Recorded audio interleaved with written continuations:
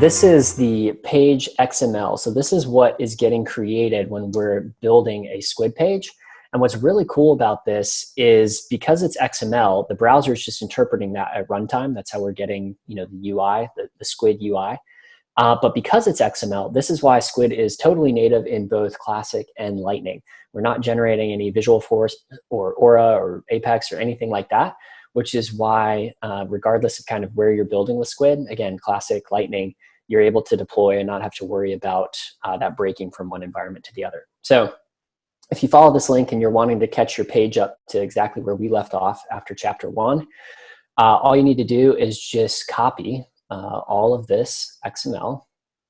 There's not a lot here yet because it's just kind of the beginning of the page. So I'm going to copy, and then there's two ways to do this. So you can either create a new page and make sure you switch this to V2, and there's this little radio button that says paste XML from a pre-built page. That is what you want to hit. You need to name your page XML. I'm just going to call it XML demo. And then paste XML, and then just paste it right in there.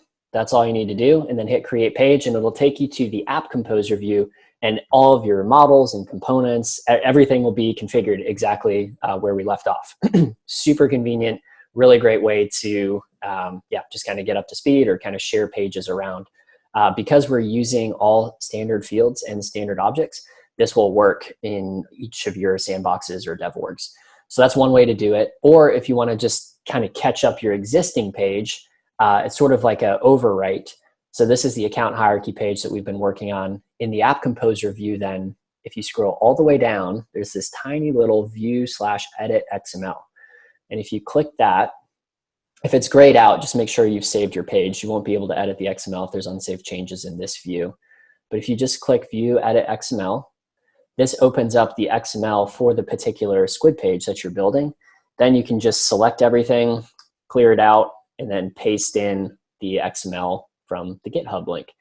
And that will also then just catch your page up. It'll overwrite anything that you've got. So if you were trying anything new or doing different stuff, that will be gone, but you will get the exact page of where we left off after chapter 1. So that's really, really powerful. XML is awesome, super convenient for being able to do kind of exactly what we're doing right now, where we're just catching everybody up or making sure we're all on the same page.